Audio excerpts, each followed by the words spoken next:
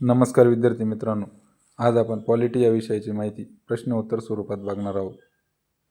भारतीय पोस्टल विधेयकावर 1986 मध्ये ग्यानी जैल सिंग या राष्ट्रपतींनी नकार अधिकाराचा वापर केला.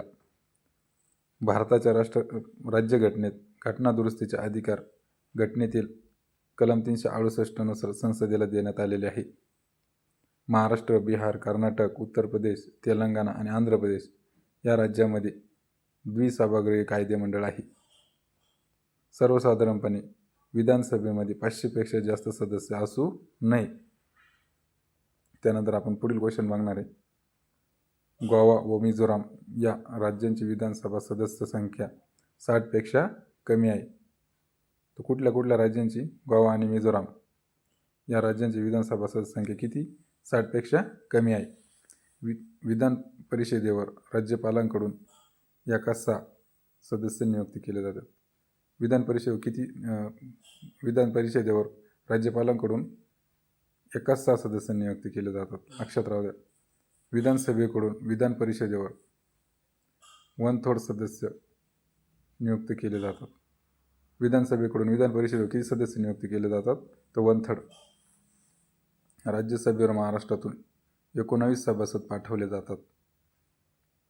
संसदेत मंजूर झालेल्या विधेयकावर राष्ट्रपतीची सही झाल्यावर त्याचे रूपांतर कायद्यात होते. राष्ट्रपती 12 सभासदांची नियुक्ती राज्यसभेवर करतात, कारण त्यांच्या तज्ञतेचा फायदा त्या मंडळाला मिळतो. राज्यसभेचे पदसिद्ध अध्यक्ष हे उपराष्ट्रपती असतात. आपल्याला क्वेश्चन विचारला जाईल, राज्यसभेचे पदसिद्ध अध्यक्ष कोण? तर उपराष्ट्रपती हे असतात. भारताचे केंद्रीय कायदे मंडळालाच संसद असे म्हटले जाते. हे केंद्रीय कायदे मंडळ, त्याला काय म्हटलं जातं? संसद असे म्हटले जाते. संसदीय शासन पद्धतीमध्ये कार्यकारी प्रमुख पंतप्रधान तर राष्ट्रपती हे राष्ट्रप्रमुख असतात.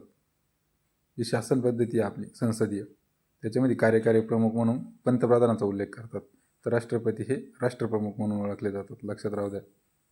राष्ट्रपतींना पदच्युत करण्याच्या प्रक्रियेला महाभियोग असे म्हटले जाते. महाभियोग ठराव मांडण्यापूर्वी राष्ट्रपतींना 14 दिवसाची पूर्वसूचना द्यावी लागते. ज्यावेळेस राष्ट्रपतींना महाभियोग म्हणजे काढून टाकण्याची जी प्रक्रिया असते, पदावरून त्यांना काढून टाकण्याची प्रक्रिया असते, ती राष्ट्रपतींना किती दिवसाची नोटीस द्यावी लागते? 14 दिवस पूर्वीची नोटीस द्यावी लागते. लक्षात घ्या.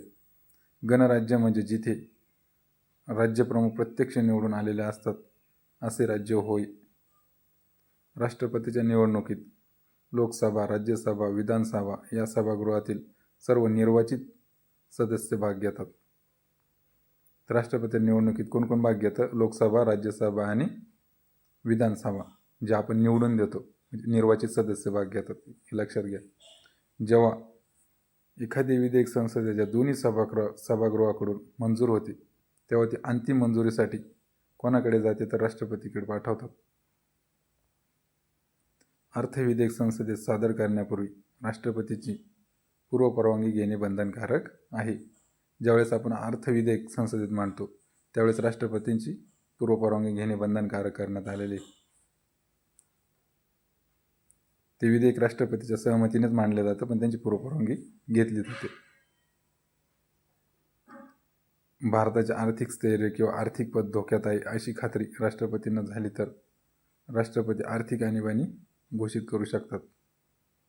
आपण बघितलं आर्थिक आणीबाणीचं कलम काय? कलम 360. संविधानातील कलम 74(1) मध्ये 42व्या संविधान दुरुस्तीनुसार राष्ट्रपती व मंत्रिमंडळाचा सल्ला बंधनकारक करण्यात आलेला आहे. मंत्रिमंडळाचा सल्ला राष्ट्रपती व बंधनकारक. 74 आणि 42वी घटना दुरुस्ती. लक्षात राहू द्या. 1978ला 44वी घटना दुरुस्ती संसदेने सहमत केली. 44वी घटना दुरुस्ती केव्हा सहमत झाली? ते 1978ला. पंडित नेहरूंच्या पहिल्या मंत्रिमंडळामध्ये डॉक्टर बाबासाहेब आंबेडकर व श्यामप्रसाद मुखर्जी या 2 नेत्यांची काँग्रेस पक्षातील नेत्यांना स्थानिक मंत्रिमंडळात नेमणूक करण्यात आली होती. कोणाकोणाची? डॉक्टर बाबासाहेब आंबेडकर व श्यामप्रसाद मुखर्जी. संसदेतील मंत्र्यांची संख्या 15% जास्त असू नये अशी दुरुस्ती 2003 मध्ये राज्यघटनेत करण्यात आली होती.